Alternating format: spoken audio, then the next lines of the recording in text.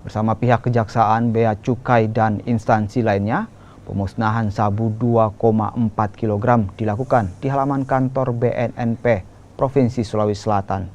Pemusnahan narkoba jenis sabu ini dilakukan dengan cara dibakar di mesin insinerator.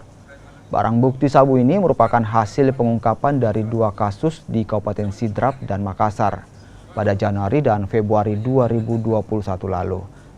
Dengan 3 orang tersangka yang telah ditangkap.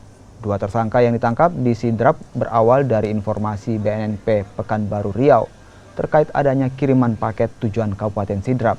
Sementara 1 tersangka lainnya ditangkap di Jalan Kalumpang, Makassar, akhir Februari lalu. Petugas masih mengejar 2 rekan pelaku lainnya yang sudah ditetapkan sebagai DPO. 520 gram. Dari berapa lokasi itu? Dari 2 lokasi, di Sidrap sama di Makassar. Lalu bagaimana? Tersangkanya berapa orang? Tersangkanya tadi 4 orang ya, 3 orang. Tersangka 3 orang, 1 DPO. Yang DPO 2 orang. Yang tersangka ini sebagai apa, Pak?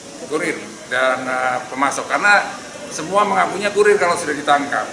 Tapi yang pasti dia pemesan juga, karena tertera dalam pemesanan itu sendiri.